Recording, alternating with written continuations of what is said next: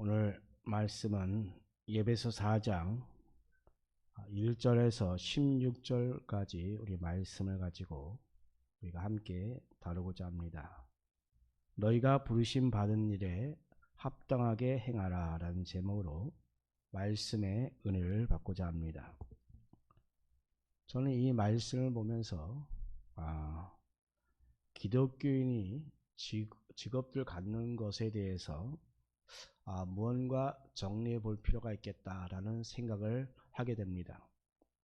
왜냐하면 우리 기독교는 어느 누구도 다 직업을 가지고 살아가야 되기 때문이죠. 자, 여러분, 이 과거에는 고대 그리스나 중세 시대에는 그저 노예만 일을 하는 것이지 자유인이나 귀족은 일을 하지 않았습니다.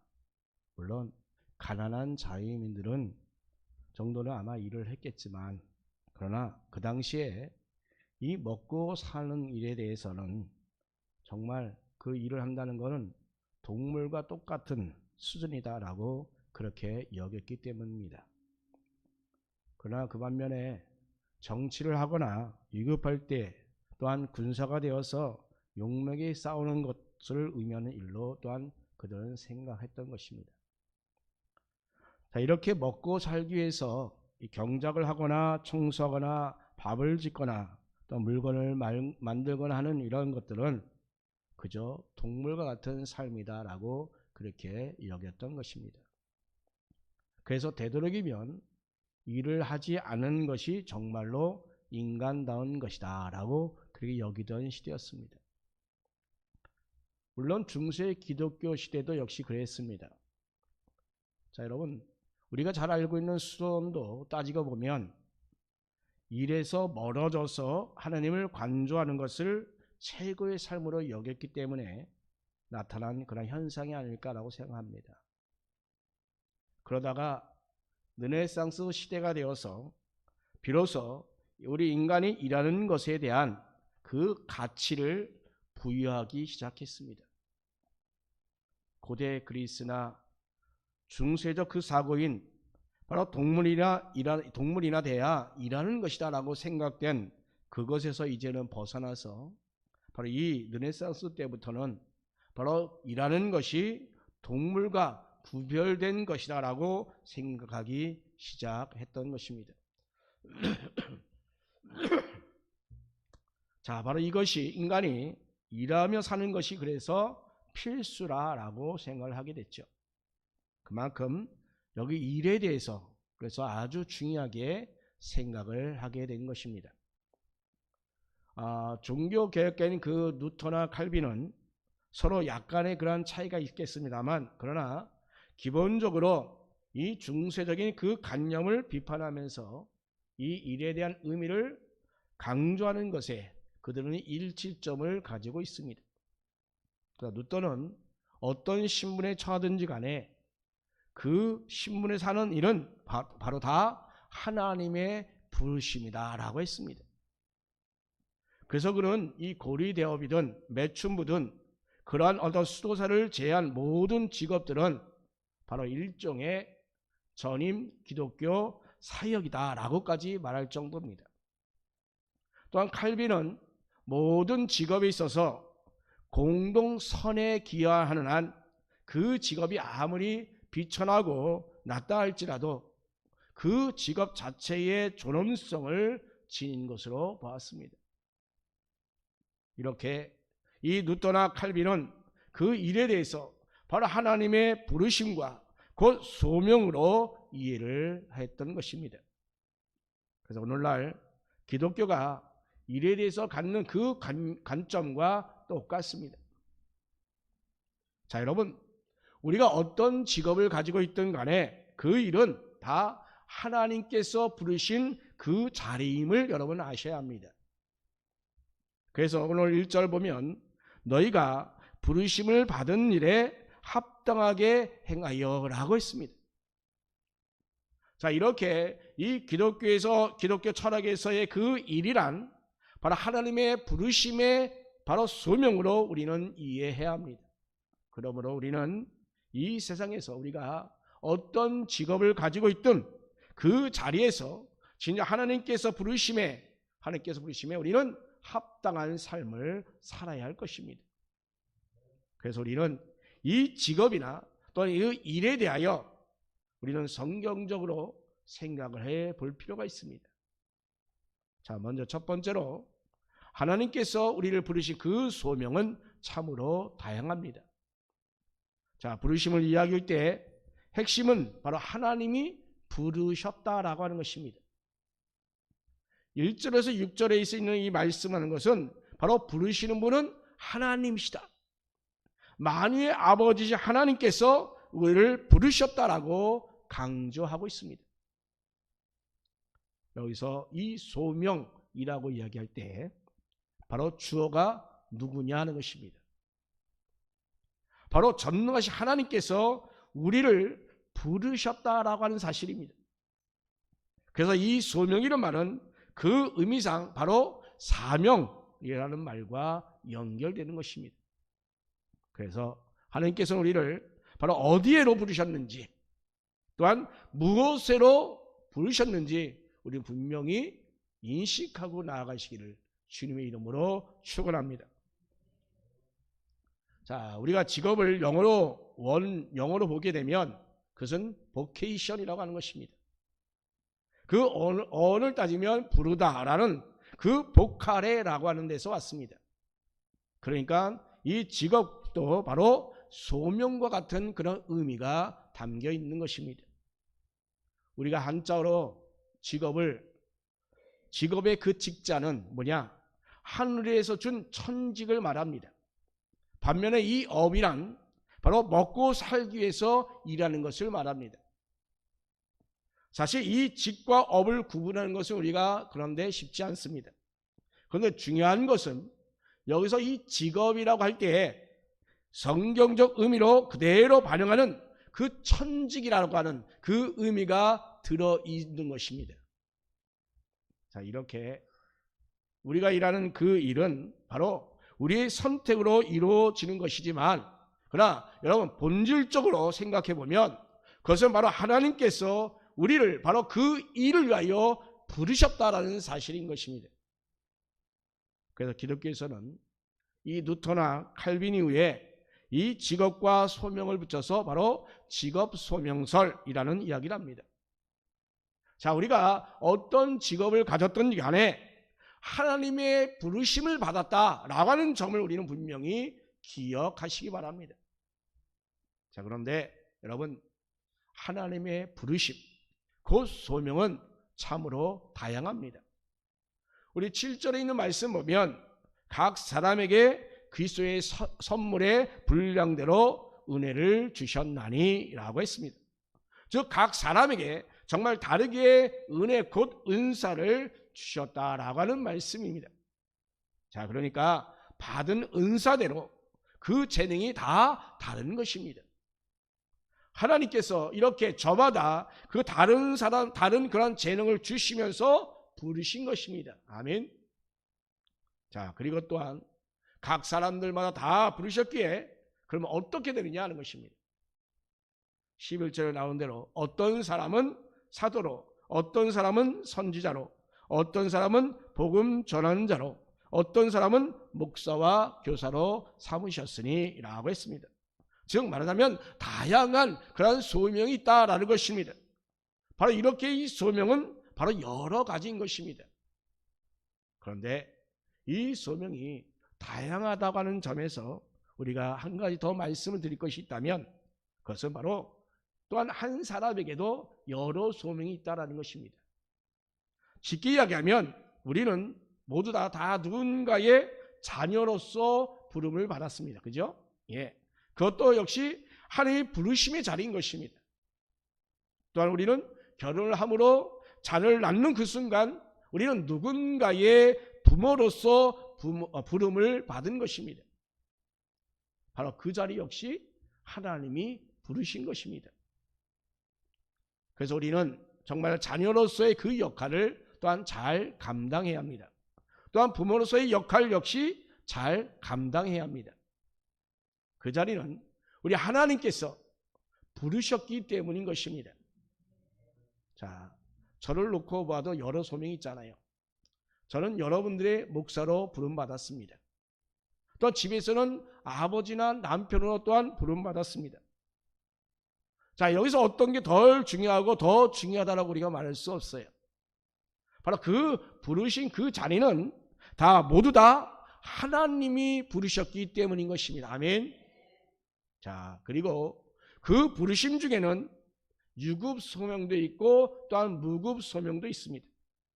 그 소명을 우리가 잘 감당하면서 급여를 받는 경우를 우리가 유급 소명이다라고 하고, 돈을 받지 않으면서 하나님이 부르신 그 자리로 알고서 잘 감당해 나가는 것, 이것이 바로 무급 소명이다라고 하고 있습니다. 자, 가령 여러분들이 봉사에 참여해서 일하는 것은 바로 급여 없이도 사명감을 가지고 사명감을 느끼고 감당하지 않겠습니까? 그것도 역시 마찬가지로 소명인 것입니다.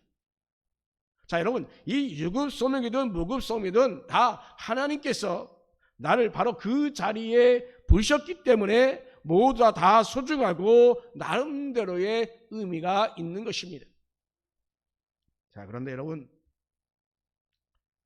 하나님이 부르신 것이 아니라 이 직업, 내가 하는 이 직업은 내가 선택한 게 아닌가요?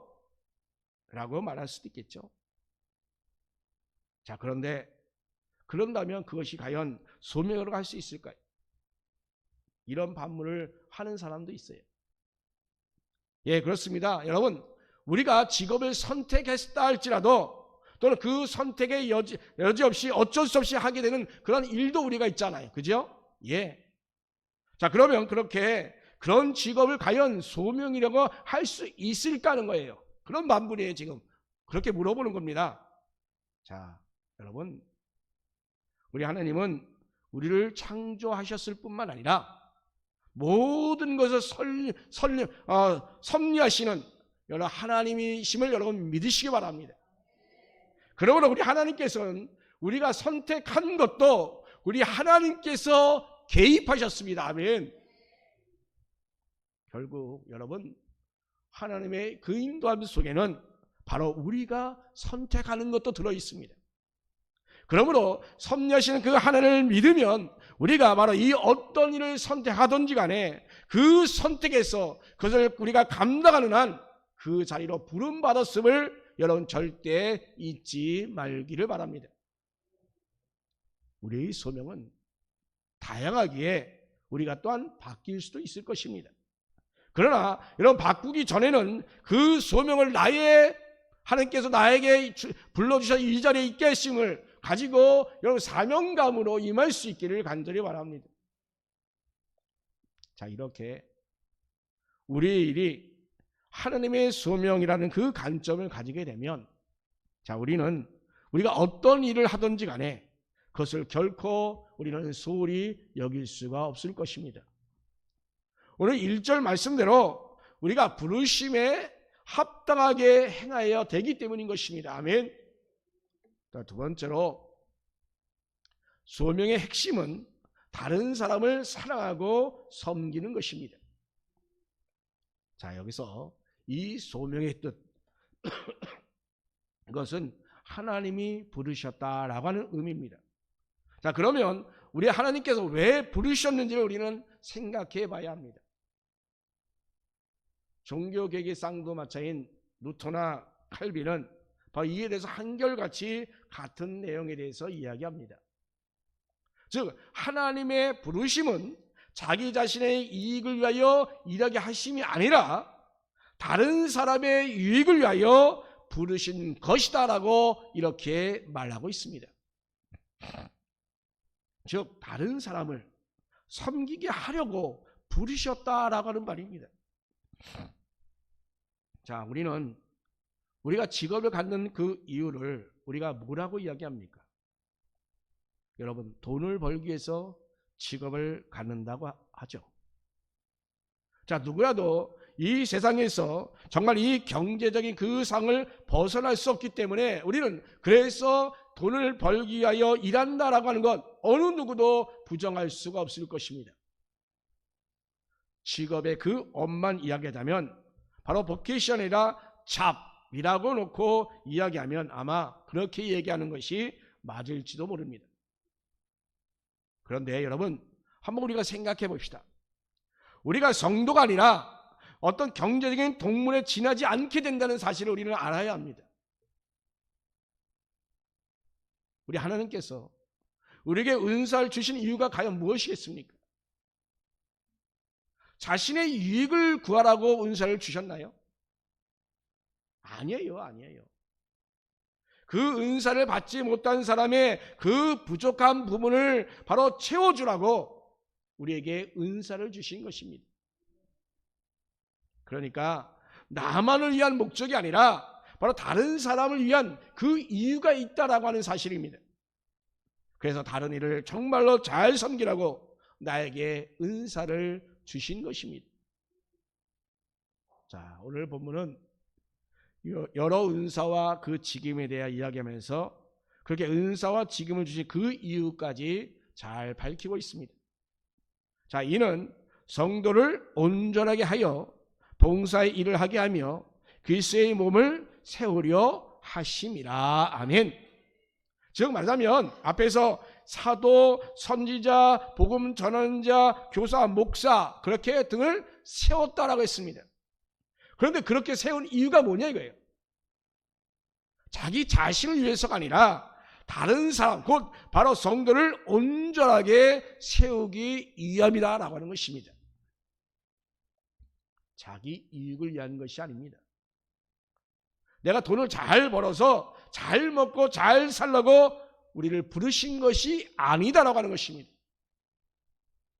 다른 사람의 그 부족한 부분을 채워서 정말로 유익을 끼치라라고 부르신 것입니다. 아멘. 자, 베드로 사도가 이를 아주 정확하게 이야기하고 있습니다. 각각 은사를 받은 대로 하나님의 여러 가지 은혜를 맡은 선한 청지같이 서로 봉사하라. 아멘. 예. 우리 하나님께서 은사를 우리에게 주신 것, 그것은 바로 우리가 그 은사를 활용함으로 이런 어떤 직으로 부르셨던 간에 바로 그 은사에 대하여 우리를 어떻게 부르셨다? 청지기로 부르셨다는 것입니다. 청지기로. 자, 그것은 바로 자기 것으로 착각하지 말라는 겁니다. 그것은 다른 사람을 위하여 사용하는 그런 모습이 되어야 한다라고 하는 것입니다. 루터와 칼빈도 이런 얘기했어요. 루터와 칼빈이 말한 그 소명의 핵심은 바로 다른 사람을 위하여 헌신하고 봉사하는 것이다 라고 이렇게 이야기합니다. 자, 여러분, 오늘 본문에서는 특별히 이 교회 안에 세워지는 그런 직임에 관하여 바로 그것은 성도를 온전하게 세우는데 봉사라고 이렇게 했습니다만, 그러나 이것을 우리가 더 확대해서 봅시다. 자, 여러분들이 어디에 세워졌든 간에 하나님이 세워주신 그 자리는 바로 뭐냐? 다른 사람을 온전하게 세우기 위함이라는 것입니다. 바로 그것은 그리스도의 사랑을 실천하라라는 그런 의미가 담겨 있는 것입니다. 우리가 교회 안에서만 그 직임을 감당하는 게 아니라 더 확대하여 다른 사람에게 그리스도의 그 사랑을 실천하는 그 사명을 여러분에게 주어진 것입니다. 자, 그러니 우리 성도가 그냥 단순히 돈을 벌기 위해서 일하는 그 모습만 가져서는 곤란합니다. 돈을 더 많은 버는 자리로 이동할 수도 있습니다. 돈을 더 벌어서 정말 경제적인 안정을 누리는 것도 역시 우리에게 필요합니다. 자, 그런데 그것이 바로 나의 이익을 위하여 돈을 버는 것에만 내 일의 가치를 부여한다면 여러분, 그거는 바로 성도다운 모습이 아니다라고 하는 것입니다. 자, 우리 하나님께서는 거기서 내가 과연 무엇을 할 것인가, 바로 거기에 그래서 우리를 세워주셨다고 하는 사실입니다. 내가 해야 될 일, 바로 그것은 다른 사람의 그 유익을 구하는 것입니다. 그럼 우리는 다른 사람을 섬기는 것입니다. 여러분 지금 현재 어떤 위치, 어떤 자리에 있든지 간에 다른 사람을 위하여 섬기고 나갈 수 있는 저와 여러분이 되시기 바랍니다. 자, 그런데 여러분은 여러분 직장에서, 여러분 또한 가정에서, 여러분의 삶의 현장에서 과연 여러분은 어떤 모습으로 과연 섬기고 있습니까? 섬긴다고 굳이 우리가 티를 낼 필요는 없겠지요. 그냥 소리 소문 없이 우리는 섬겨야 합니다. 그래서 과거 옛날에 우리가 그런 게임도 한 적 있죠. 뭐죠? 마니또인가? 그게 뭐죠? 둘이 짝짓고 해가지고 모르게 섬겨주는 거, 그죠? 뭐 방석을 깔아준다든가 그런 거 과거에 한 적 있잖아요. 예. 자, 모르게 섬겨주는 거. 내가 정말 사랑하고 섬기는 마음으로 봉사하는 것. 바로 그것이 바로 우리에게 주어진 것입니다. 자, 여러분, 여기서 우리가 중요한 것은 우리 하나님께서 나를 바로 그 자리에 세운 이유, 그것은 바로 나의 재능으로 다른 사람들의 부족한 부분을 보충하기 위하여라는 점을 우리는 알아야 합니다. 이것을 우리가 알고 실천할 때에 바로 나의 직업이 소명이다라고 할 수가 있습니다. 여러분, 이 직업과 소명에 대한 기독교의 관심이라는 그 책에서 소개하는 내용을 말씀드립니다. 데비 프라이스라는 사람이 있습니다. 그런 인테리어 디자이너로서 학사학위를 가진 사람이고 또한 인테리어 디자인 회사에서 5년간 근무했습니다. 그는 정말 성공적으로 일했고 정말 보수도 그래서 상당히 많이 받았습니다. 자, 그런데 그녀는 자기 자신이 하는 일이 다른 사람에게 과연 어떤 유익을 주는지 도무지 알 수가 없었습니다. 정말 설득을 잘해서 4평 정도 되는 그 방에 넣을 그 가구로 2천만 원 이상을 쓰게 하기로 했습니다. 그 중에 30%, 즉 60%, 600만 원 이상이 자기에게 떨어지는 수익이 되었습니다. 굉장히 판매를 참 잘한 거죠. 그런데 바로 그것이 이웃을 위하여 과연 어떤 유익을 되는지 도무지 알 수가 없었던 것입니다. 그래서 고민하기 시작했어요. 결국은 그녀는 자기가 잘 다니던 나가던 그 일을 중단하고 전공과는 전혀 다른 그런 길을 선택합니다. 그래서 그는 결국은 교회 사무원이 되었습니다. 정말 이전보다는 형편없는 그런 급여를 받았습니다만 그는 누군가를 위하여 일한다고 하는 그 의미를 찾게 됩니다. 그럼 여러분, 판단은 다를 수 있죠. 그렇게 고가의 가구를 팔게 되면 경제가 활발하게 살아나겠죠. 또한 다른 사람에게 유익을 끼치는 것이라고 할 수도 있어요. 또 4편 정도 되는 데다가 2천만 원짜리 가구를 쫙 들여놓게 되면 들여놓는 그 사람은 자신이 그런 소비를 통하여 나름대로 또 행복을 느낄 수도 있을 것입니다. 바로 그것도 역시 다른 사람의 그 유익을 끼친 게 아니냐라고 우리가 말할 수도 있을 것입니다. 물론 그렇게 생각하는 것 역시 틀리지도 않을 겁니다. 그러나 여러분, 여기서 중요한 것은 뭐냐? 하나님 앞에 과연 내가 어떻게 다른 사람을 섬겨야 되는지 그래서 바로 고민했다고 하는 점입니다. 우리의 직업이 정말로 소명다우려면 바로 우리 역시 정말 기도하면서 바로 그 자리에서 다른 누군가를 어떻게 섬기는지 우리는 고민할 필요가 있습니다. 그냥 우리가 일을 잘하고 돈을 많이 버는 게 우리의 직업이 되어서는 절대로 안 될 것입니다. 우리의 소명의 그 핵심은 바로 그 부르심을 통하여 다른 사람을 정말로 사랑하고 섬기는 것이 되어야 합니다. 세 번째로, 소명은 사회적 역할까지 포함됩니다. 자, 우리는 소명이나 사명을 개인적인 것으로만 우리가 이해를 하는 경향도 있습니다. 그러나 우리 하나님께서는 우리를 부르신 것은 다른 사람을 섬기기 위함이다라고 이미 말씀드렸습니다. 자, 그렇다면 우리는 바로 이것을 사회적인 책임도 우리는 한번 생각해 봐야 합니다. 만약에 내가 대기업의 회장의 아들로 태어나서 그 엄청난 기업을 물려받았다면, 자, 그에게는 그 부를 누리라고 그 자리에 부르신 것이 아닙니다. 그 많은 자원들을 바로 필요한 사람들에게 적절히 잘 사용하라라고 주신 것입니다. 그런데 그것을 잘 활용하지 못하고 자신의 부만을 쌓는다고 한다면 그것은 바로 소명을 제대로 이루는 것이 아닙니다. 바로 주어진 그것으로 다른 사람을 섬기라고 부르신 것입니다. 자, 그러면 바로 이렇게 우리가 사회적으로 유리한 입장에 선 자만 그러면 하나님 부르신 것일까요? 아니에요. 자, 누구든지 정말로 가난하고 하찮은 일을 할 수밖에 없는 그런 처지라 할지라도 바로 그 자리에서 바로 다른 사람의 그 이익을 위하는 그 섬김은 바로 동일한 것입니다. 따라서 우리는 자신만 보는 것이 아니라 우리의 이웃도 볼 수 있어야 합니다.